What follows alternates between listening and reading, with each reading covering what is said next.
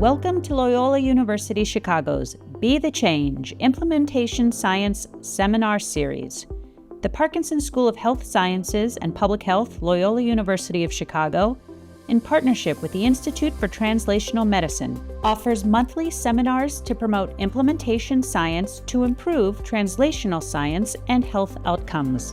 Our guest speakers are researchers and practitioners in implementation and dissemination.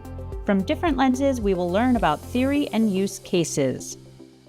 This is the lecture in the series, hosted by Dr. Bethany Kwan, Associate Vice Chair for Research in the Department of Emergency Medicine at the University of Colorado School of Medicine. It is titled Designing for Dissemination, Sustainability, and Equity.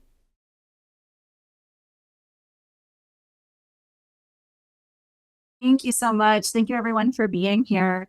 So I'm here to talk about designing for dissemination, sustainability, and equity.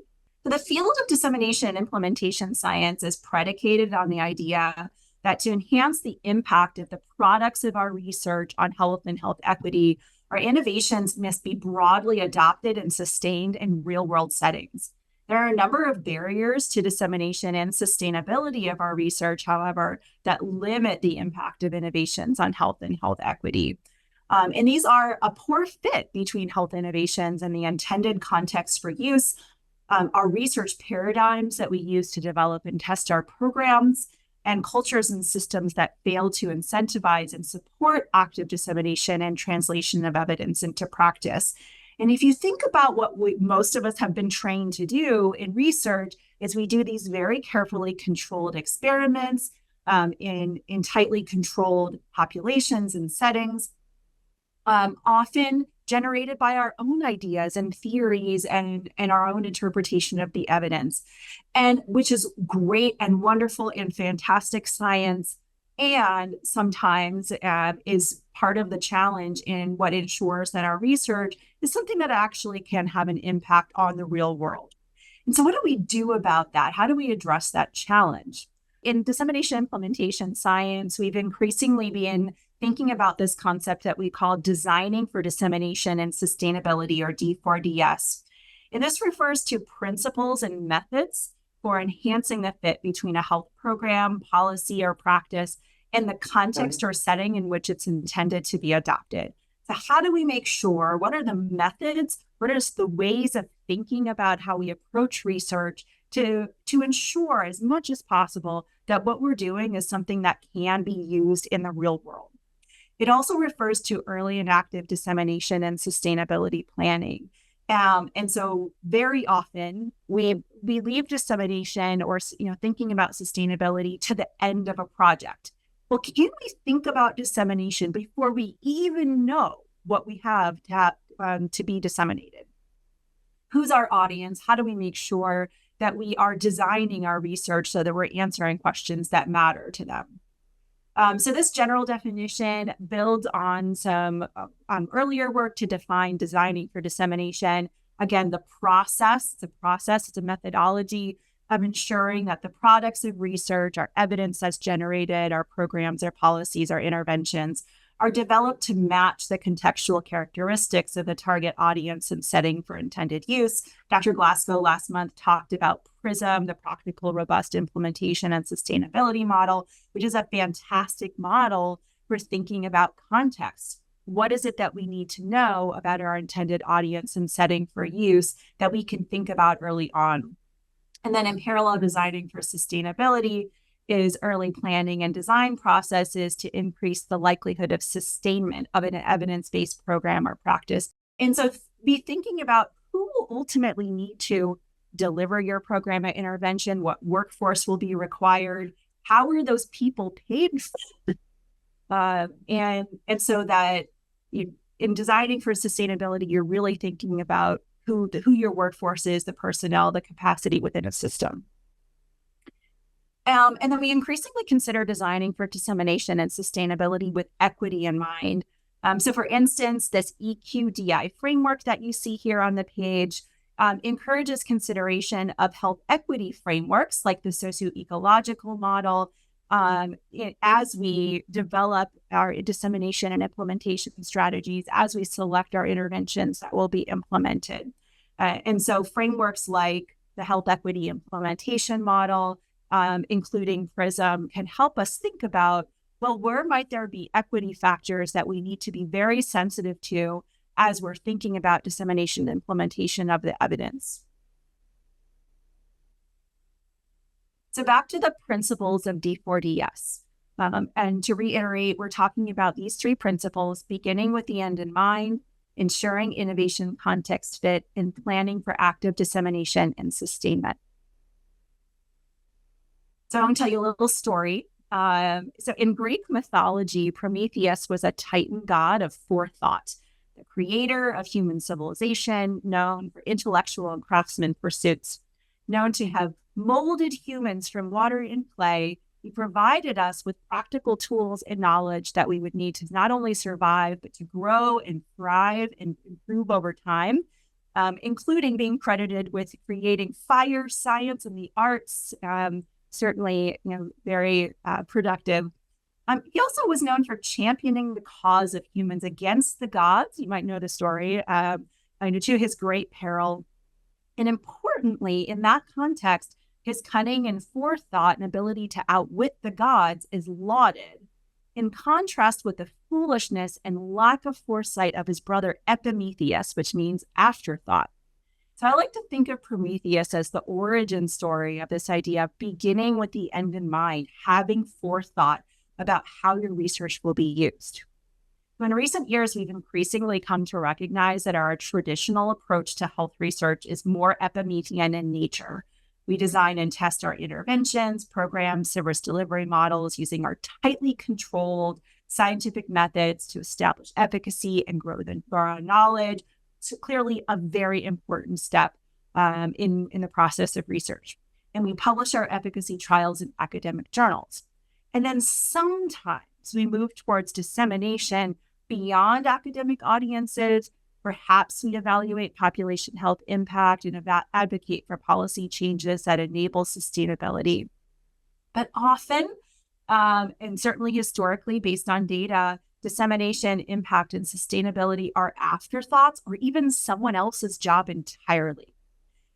As thinking about a new way of approaching research, our principle, a mindset to bring, this D4DS perspective situates that responsibility for active dissemination within the scope of work of researchers, ourselves, and our partners. So taking on this responsibility for non-academic dissemination as part of the work that we must do. Planning for that, leaving time for it in your grant. So in adopting a D4DS perspective, we should start by considering who will ultimately benefit from uptake and use of our research products and who may not, as well as expected benefits and if they're likely to be equitable. You need to think about who will change practice or policy, who would need to invest resources, who would need to develop new skills or apply skills in new ways.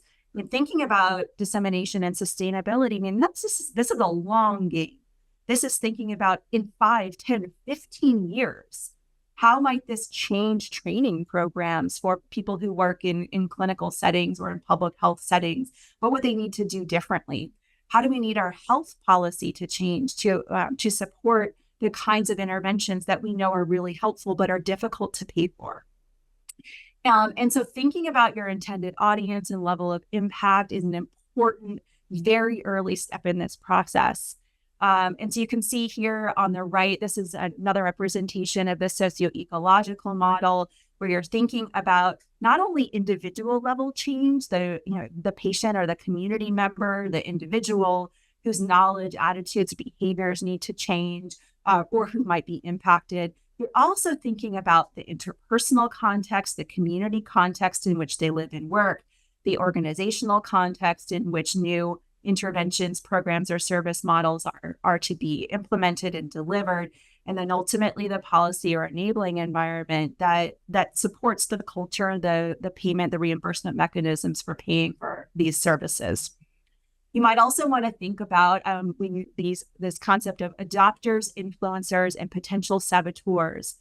So adopters, if you remember Dr. Glasgow's talk last month, He talked about adoption being a setting or provider level or service delivery level perspective. Who is it that is going to need to provide a new service?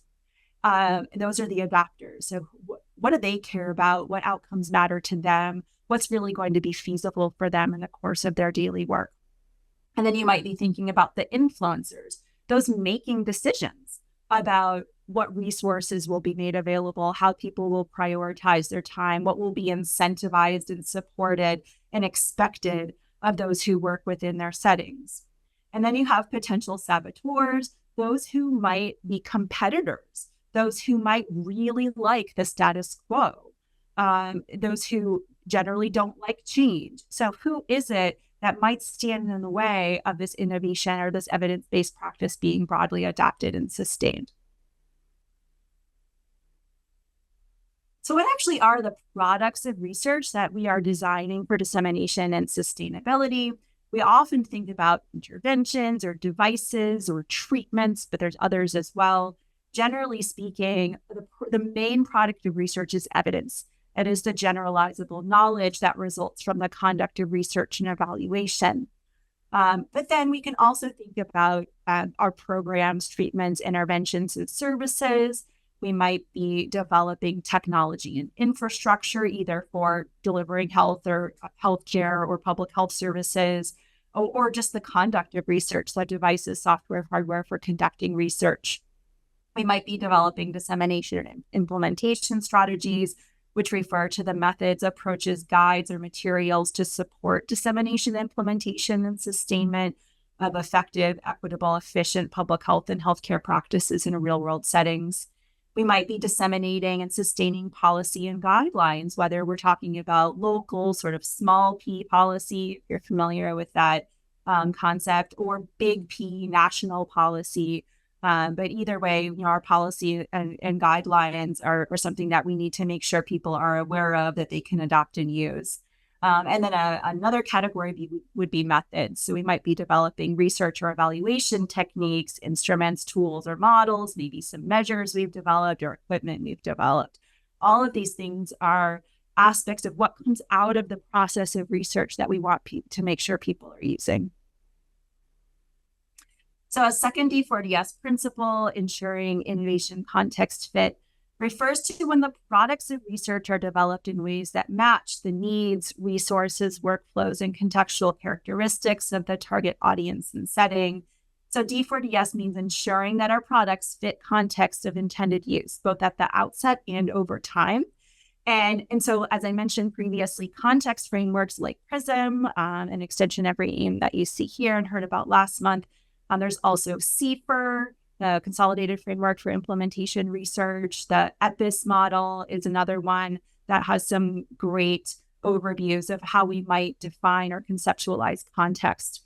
So these are really helpful for considering what are the aspects of our context, of our setting and audience that we need to be attentive to in making sure that our interventions, our implementation strategies fit or align with those contextual factors. So really, in my mind, D4DS is nearly all about that concept of fit, making sure that our interventions can be used and sustained in real-world settings. So this innovation context fit is especially relevant when considering the wider multi-sector systems in which organizations are situated. For instance, you might think about health, transportation, education system. So thinking about all of the different aspects of the system that could serve as a barrier or facilitator for some sort of research product being used and sustained and having an equitable impact on health. So an innovation designed for fit to organizational context will align with things like organizational goals and capacity for change, potentially leveraging or enhancing the receptivity of the organization and those who work within the organization to investing their resources and adopting a new way of providing care or services.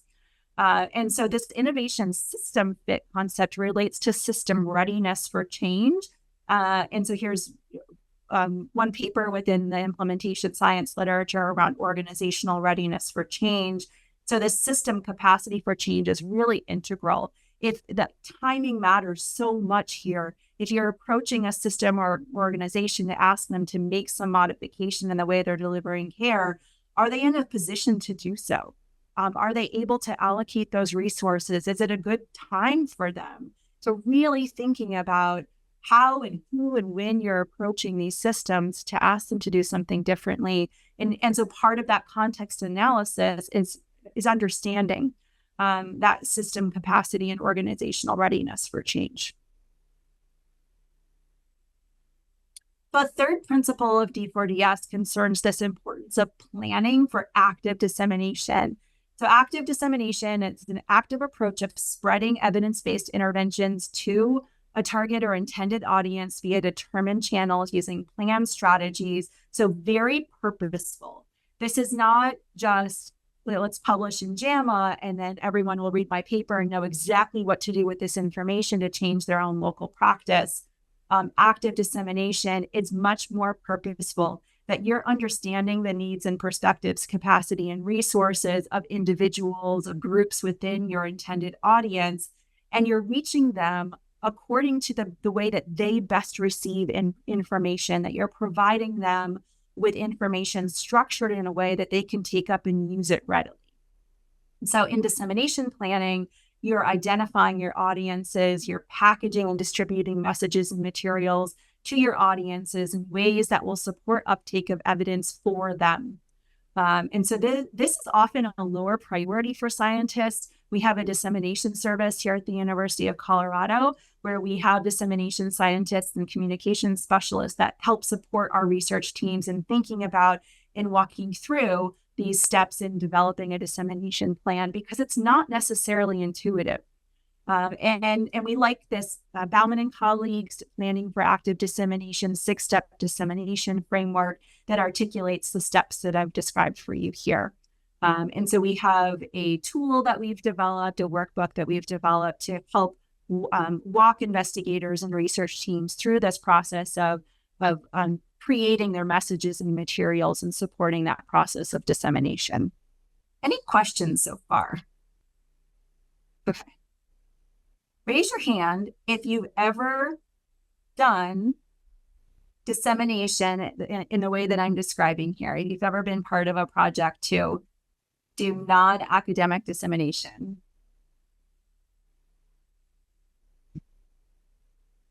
Anyone? Certainly Elaine has. And Harold, great, wonderful. Maybe you could each put in the chat, if you're in a position to do so, a very brief summary of, maybe pick one project, I know there's been several, of a non-academic audience to which you disseminated your work. A community organization, right? The FDA. You're good. And they do not read academic journal articles, do they? No. If you can come off mute if you want to say something like. No, they don't. No, they do not. They might do. Yes. And so those audiences receive information from different sources, different messengers. And so we need to know how they receive information and develop materials that are going to resonate or align with those different ways of receiving information. And if I could just, since you asked about how they receive it, the information's packaged in different ways. It's packaged with what's the conclusion up front in a policy style brief, as opposed to here's the evidence and the conclusion at the end. Everything is a flipped looking for too. Exactly. All right, thank you. So how does one actually apply these three rather broad principles in research? What do you do with that? Like, you can change your thinking, but then what do you do? So following a literature review that we published in the Annual Review of Public Health in 2022, we developed a novel process framework to guide researchers and their partners through applying these D4DS principles and strategies at every stage of research, from early conceptualization to design to dissemination to impact. This is a 4-phase process framework. It considers design of a research product and dissemination and sustainability plans from the perspective of ensuring fit to context. So at every stage, you're thinking about, is this a fit for the audience's settings and contexts in which my research will be used? For instance, it means that our products being designed are intended to be culturally appropriate, feasible for use in resource-limited settings, and align with the strengths and assets, the capacity of the intended audience and setting, and importantly, that we know that they impact outcomes that matter to communities and partners. We've planned that into our research evaluation. So the fit to context framework for designing for dissemination and sustainability has 4 phases: the conceptualization phase, the design phase, the dissemination phase, and the impact phase. And each phase has its set of objectives in which we are working to establish and demonstrate fit to context within that phase. And importantly, this is not necessarily a linear process. It can be very iterative. So we might conceptualize and design something that we then disseminate and evaluate the impact of and determine, like, well, that didn't really work at all. And so we want to go back and iterate a bit. And this can be done on a small scale or a large scale. So this notion of evaluation and iteration across each of these different phases is an important aspect of this work. And so within the conceptualization phase, the most important thing is that you're determining the need and demand for a solution to some problem. And so often in D4DS, we refer to this push-pull capacity concept. We're often the push. We're trying to say, here, take my stuff, take my evidence, take my research, and improve your lives. But there also has to be a pull. Those that you're communicating to, disseminating to, they need to want it. And so you need to know that what you're working on is something that is a need and that there is demand for innovation within that setting. And so to effectively disseminate the evidence in response to that demand, we then go towards our design phase. This is, well, what is the research product that will be disseminated? How will it be packaged and delivered? How would it be sustained in real-world settings? The design phase involves an active process of developing or selecting a research product and planning for dissemination, scale-up, and sustainment, as well as evaluating and iteratively improving our design phase fit to context outcomes that are relevant to ensuring fit to context. So for instance, this is where you might do a small pilot. You're demonstrating that your product is feasible, acceptable, useful, equitable, and that we have in mind sustainability and dissemination plans that align with how that intended setting, is staffed, how their personnel are trained, how resources are allocated, the sorts of revenue that they generate, and how they get paid for the work that they're doing. So understanding that early during the design phase can help you make some important changes and decisions early on in the process about, for instance, who is intended to deliver this intervention or provide this service. A lot of the work within D4DS is in this early conceptualization and design phases. And then you start moving into your dissemination and impact phases, where you're actually enacting those dissemination plans. You're working to build or enhance or leverage system capacity for adoption and sustainment. And what you're demonstrating here is that you're actually reaching that intended audience, that you're successfully enhancing awareness, getting people to intend to adopt and sustain your product. And very importantly at this stage, being very sensitive to the potential for equitable access. Are there certain groups of people, certain types of settings that are being systematically left out of having access to this innovation? And what do you need to do to make sure that that's not happening? And then finally, in the impact phase, you're looking to demonstrate that you've had an impact at scale. Importantly, you're monitoring and adapting to dynamic context. Often our settings and audiences change over time, or the world changes, and we need to make sure that our interventions or programs are still meeting the needs of those settings. And sometimes that means de-implementation. That might mean, what, this is no longer working, or there's something new and better that we want to replace this old way of doing things with. And ultimately, in the impact phase, looking to demonstrate consistently and over time, broad and equitable adoption of your innovations, consistent implementation, as well as a sustained impact on health and health equity. The design phase, as I mentioned, is a particularly important part of this process. And so what are the methods, the frameworks, the approaches that we use during the design phase to develop our product, our messages, packaging, and distribution plans, as well as our sustainability plans? And in our annual review of public health paper, we collapse these into 6 main categories of design processes. The first and probably most important one is participatory co-design and community partner engagement. And so you've identified your adopters, your influencers, your potential saboteurs. You've thought about all of your equity-focused contextual factors. You've thought about the need and demand for your product. How are you actually collaborating with co-designing with representatives from that intended audience? And so maybe you could each put in the chat if you've done any sort of participatory research, that you've done participatory research, and maybe one type of unexpected partner that you found particularly important to engage in that process. So, Harold, I know this was your response to my last audience engagement attempt. You're talking about the criminal legal system. So that partnership with the criminal legal system must have been really critically important.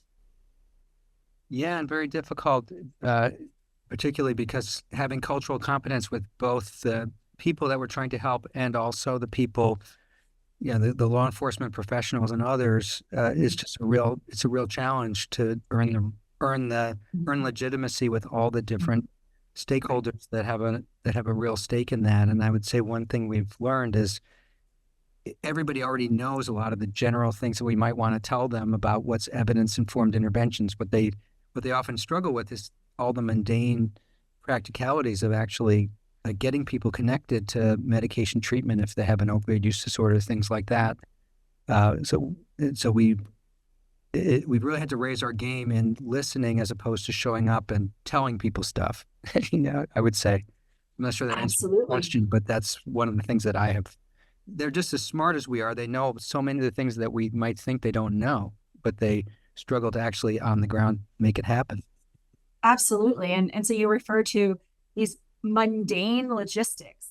Well, gosh, I mean, we could design the prettiest intervention, so attractive, so wonderful, but unless you've thought about those mundane logistical factors, it just isn't going to work. And so for example, we've done some research in the past where we've developed these really neat web-based tools. And we integrated them into an iPad and took them to some primary care practices and said, here you go. You don't even need to log into a computer anywhere. We've given you this iPad right here. And it turned out they couldn't find the on button. And, of all of the mundane logistical factors, not being able to turn it on. And if we had gone and done some usability evaluation, we would have figured out really quickly that there were some usability features, among the types of people working in these practices that we needed to attend to. It brought everything to a screeching halt until we figured out what that was the problem. So the mundane things are the important things. Right. And so Naleli is pointing out that like those logistical things like childcare or transportation, those very commonly come up in barriers to accessing interventions. So great question. The role of customer discovery and I-Core at NCATS in your design framework. So let me go back quickly to the design phase here. And so we often use the customer discovery method in both the conceptualization and design phases. So really thinking about those contextual factors, the need and demand, the jobs, pains, and gains of our intended audience and setting, and making sure that the thing that we think we're developing is actually going to address a pain or create a gain that they care about. And so we teach, Alina and I taught for many years a Designing for Dissemination and Sustainability course in which customer discovery and value proposition design was the main method. In both making sure that the product we're designing is something that aligns with the jobs, pains, and gains of our intended audience, but also really gave us a lot of insights into resources and opportunities for sharing information and developing a dissemination plan. And of course, it's foundational to business model planning. Right. Keep going. So in addition to participatory co-design and community partner engagement processes, application of D&I theories is really valuable, especially for context assessment. Marketing and business approaches, including customer discovery and business model generation, are really valuable here. Context and situation analysis, really critical to understanding your context. What are the qualitative, quantitative, and mixed methods approaches you're using to understand the context you need to align with?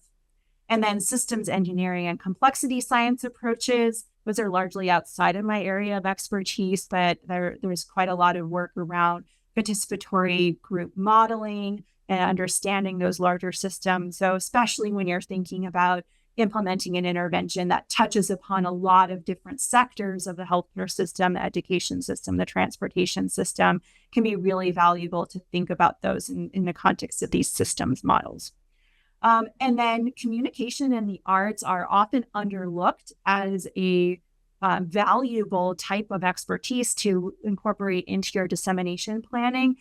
Yeah, people love beautiful things, and they'll engage with things that resonate with art and culture when they're developed in ways that really are visually stimulating or engaging. I really like science theater, for instance. I've seen some really interesting papers around using theater-based approaches to convey complex scientific, medical, or healthcare types of contexts. So to skip forward a little bit in the interest of time and share with you a couple of resources that we've developed, and then I'll share with you our case example. So a really common question we get is, how do we engage our patients and other partners in research? There's a lot of different methods to support this process, like customer discovery. And so to aid in education and selecting these engagement and co-design methods, we developed dicemethods.org. This is a free online interactive web tool. It was published in the Journal of Clinical and Translational Science in 2021. We used design thinking methods to develop this web tool.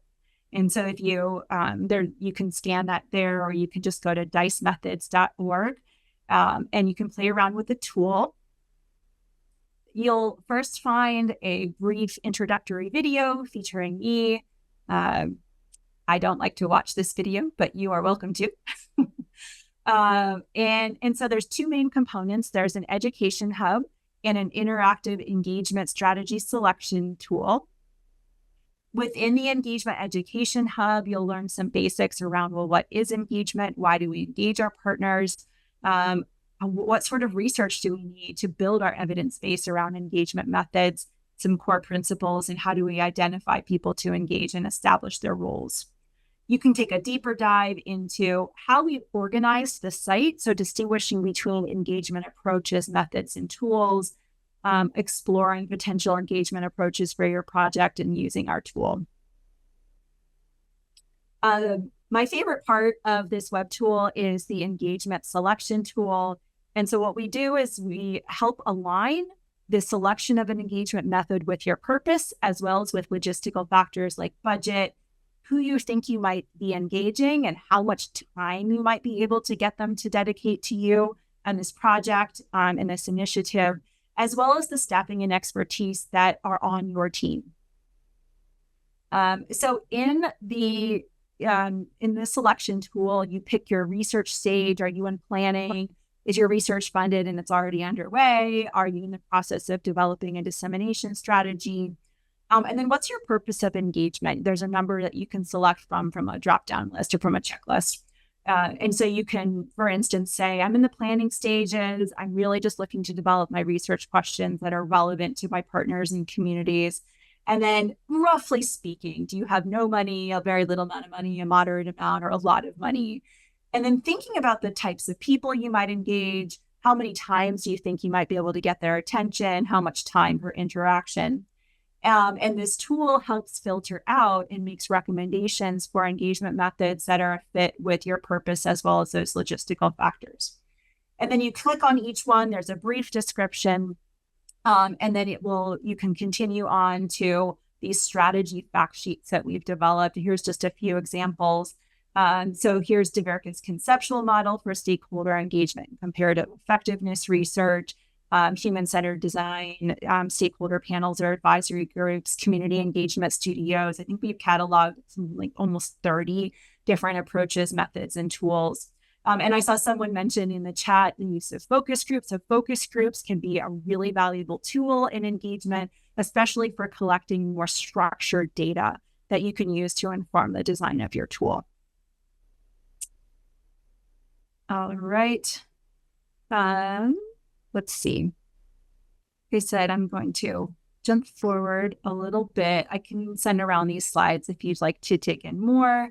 And of course, our annual review paper goes into depth around each of these different types of design processes.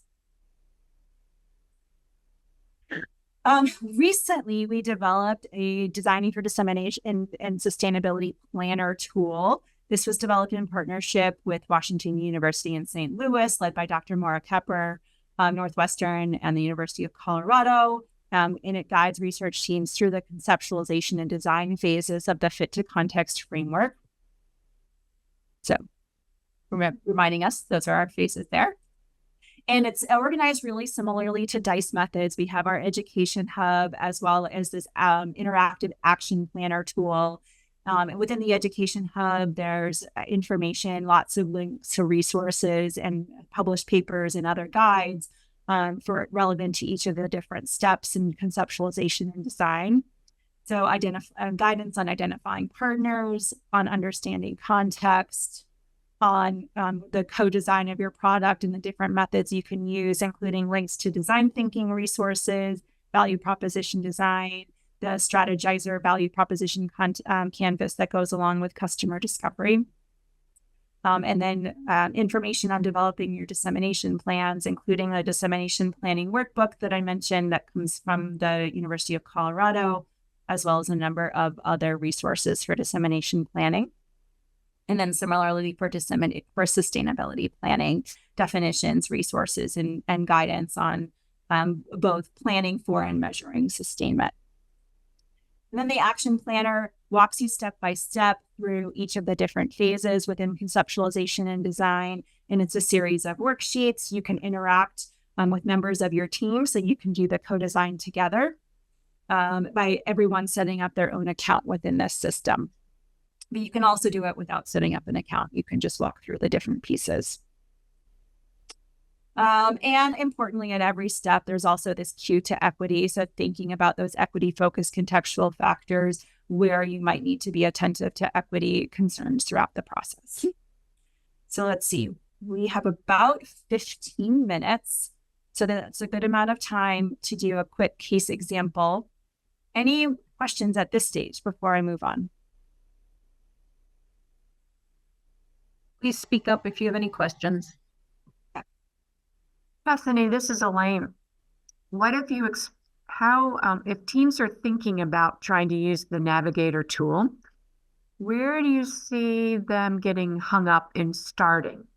Like how best to support people trying it out? You mean with DICE methods? Yeah. Right.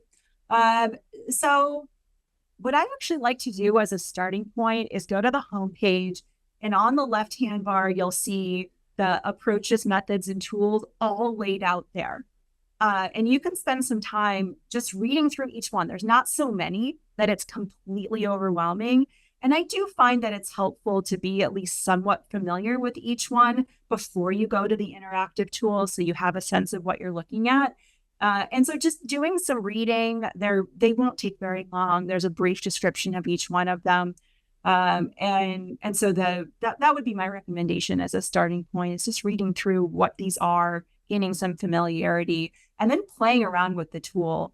It's very easy to manipulate and see how it responds to setting different sorts of criteria. So pretty intuitive once you start to just put some time to it, it sounds like. It should be. Yeah, it should be. And I'm here to answer questions. Just email me and I'm happy to answer any questions you might have. And we do find it does tend to be helpful if you're very new to participatory methods and engagement, that you might request a consultation with someone who's an expert in that field within your organization, a colleague or a peer who's done some engagement work previously, just to talk through, I'm thinking about maybe doing this, or have you done this, or how might this be different from an approach you've used before? And so having someone to talk through those ideas with is also valuable. And thank you, Julian, for sharing an example of using theater to communicate science. I do love those. I've never done one. Their productions are really quite spectacular. Talk about engaging. All right. In Chicago, with having really a fantastic just ecosystem of theater, communication that sort of surrounds the universities and embeds the universities in that regard. Absolutely. It's a great opportunity for creating partnerships and synergies with other aspects of your community. It's great for job creation. We often find there's a lot of design consultants out there that are from and of the communities you're trying to disseminate to. And so partnering with them is just a wonderful experience and tends to be highly effective. Okay, so let me go over a quick case example. And so the project that I'm about to show you, our fit to context framework, didn't exist when we first conceptualized this project. And so I fitted into the ideas and principles of designing for dissemination without explicitly referencing our process framework. But hopefully you'll be able to see how the work that we did aligns with those principles and methods from the fit to context framework. But we certainly did think about, included in our initial proposal, how we plan to disseminate and who we plan to disseminate to. So Invested in Diabetes was a cluster randomized pragmatic trial. It was a hybrid implementation effectiveness type 2, if you're familiar with that designation. We studied the comparative effectiveness of 2 different models of providing diabetes shared medical appointments. So we compared a patient-driven model to a standardized model, asking the question, are there added benefits of delivering shared medical appointment curricula to via a multidisciplinary care team, including behavioral health and peer mentors, in tailoring the curriculum to patient preference and priorities. It was funded by a PCORI Improving Healthcare Systems Award. I think it started in 2017. Yes. And we had patient and practice representatives engaged in this research prioritization, design, conduct, and dissemination all throughout. And we used REAIM to guide our mixed methods evaluation. Our protocol was published in 2020 in the journal Trials. So as a reminder, our principles of D4DS, we're beginning with the end in mind. Who might need to take up and use our evidence? How do we make sure that these shared medical appointments are fit for the primary care clinical context? And how are we thinking about dissemination and sustainment from the very beginning? So with funding from the Bristol Myers Squibb Foundation's Together in Diabetes initiative, nearly 10 years ago now, like I said, this is a long game, we began with the premise really grounded in evidence and community engagement that primary care patients with diabetes experience high levels of distress. And so diabetes distress refers to the sense of being overwhelmed by chronic disease management regimens, healthcare system navigation, interpersonal challenges, and just the existential stress of a potentially disabling and life-limiting disease. So we worked with clinical and patient partners from primary care practices in our Colorado practice-based research networks, and we knew that improving diabetes care was a priority for them. There was need and demand. We started with what we knew to be a priority for them. We also knew from the evidence that patients with diabetes benefit from comprehensive diabetes self-management education and support in primary care, and that those interventions can improve diabetes distress.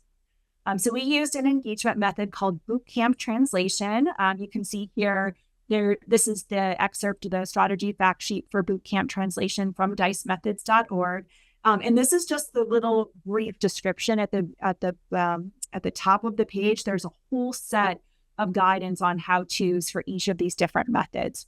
So we use boot camp translation to identify what types of what strategies we might use to provide diabetes self-management education and support. And what we heard and published in the Journal of Family Practice in 2017 is that we saw strong patient preference for peer support. And so the proposal that we put forth reflected a group-based intervention or shared medical appointments, SMAs, incorporating peer support components. They also talked a lot about wanting guest speakers representing clinical and behavioral health specialties, a whole person orientation, so a curriculum that included health behavior change as well as mental health content. They emphasized this desire for a patient-driven content and structure, having a modular curriculum with topics that were selected by the cohort of patients, and then finally focusing on patient-centered outcomes. So our entire curriculum was oriented to addressing elements of diabetes distress, quality of life, self-management behaviors, and strategies for enhancing SMA participation. So we used a pragmatic trial design defined by the PRECISE-2 framework, using cluster randomization at the practice level to implement and test these two models in 22 primary care practices in Colorado and Kansas. And we engaged a graphic designer to create these pretty pictures for us. We used the Enhanced Replicating Effective Programs framework, or REP, to help us think about early on and throughout the process, how might we adapt our interventions, prepare and package up our materials to help our settings implement and sustain these. And so I won't go into detail, but we did publish in the Journal of the American Board of Family Medicine how we applied the Enhanced REP framework, our different implementation strategies, including facilitation and training to support our practices. And we describe our understanding of the contextual factors within each of these different practice settings, things like data capabilities and population management, their payer mix, their prior experience with SMAs, their experience with team-based care. And so understanding those practice characteristics and the adaptations we made to the way that we were packaging up the intervention so that they could be delivered in the way that we were packaging up the research protocol so that it could be feasibly done within these settings. And then we continued to evaluate context, evaluate their experience using PRISM and REAIM, using multiple methods. And we published both our methods and our findings around iterative adaptation to fit context in implementation science and in BMC primary care, showing how adaptation was not just something that we did at the outset, that it was something that we attended throughout the entire project. So as practices were wrapping up implementation, we conducted qualitative interviews with practice staff and leadership to assess factors influencing potential sustainability. And then we also assessed SMA implementation and delivery costs using something called time-driven activity-based costing. And we have a paper, should be submitted any minute now, describing these qualitative interviews and our findings, including the strong desire to continue the shared medical appointments, as well as understanding different types of adaptations that practices plan to undertake once there was no research protocol they had to have fidelity to, and identifying some key sustainability issues like the payment for shared medical appointments, finding enough patients that are both interested and able to attend, addressing critical challenges around staff turnover and competing demands, which were, of course, exacerbated by COVID because this was done in the midst of COVID. And then also a lot of issues around needing prescribing provider visits to pay for these, but also having challenges regarding patients' interest in paying additional copays and needing additional coordination. And so we have a website in which we've posted our outcomes, including the reach, the effectiveness outcomes, as well as the comparative effectiveness. And we actually didn't really see a lot of difference between the two models of care. We saw clinically significant effects overall in both conditions, with maybe some slight benefits for the standardized model, actually. And then from a dissemination planning perspective, our audiences included people living with type 2 diabetes and their care partners, practices and providers, as well as local and regional networks and organizations. And so we had a number of different strategies and messages that were tailored to those different groups. Importantly, we developed an implementation guide and instructor materials, and those have been archived through our library and are publicly available for anyone to use. And then we've been actively disseminating them to different types of workshops and quality improvement programs. And we have an R01 under review to test implementation strategies. So here's the content slide from our implementation guide, as well as the messages that we worked with our patient partners to develop to help practices use different strategies for recruiting their patients to participate. And we also developed a patient partnership guide. So if you're interested in partnering with patients in the conduct of research, we also developed this and have it available on our website as well.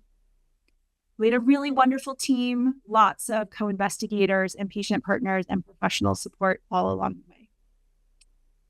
So thank you. I think we have a couple minutes for questions. Thank you, Bethany, for a really great presentation and lots of visuals. I was looking at those last couple of slides with the, when you talk about the different communication strategies. I really loved some of the graphs you put together with the little, characters and all of that. It really does get people's attention. So I think we have time for maybe one question. I can't see everybody, so if you just want to speak up, that would be great. It's not a question, it's a statement. I just think it's so wonderful to see this case example shows the intentionality throughout the design, implementation, evaluation process. And it's just a beautiful case to illustrate all of the concepts you gave, Bethany. It's wonderful to see it in its totality. Thank you. Yeah, it did all come together fairly nicely. It was a lot of work. Yeah. It takes a lot of money to do this. I think that's important to recognize that you're not going to be able to do that kind of thing with $1,000 dissemination budget. It really does need to be something factored into your budget and well supported.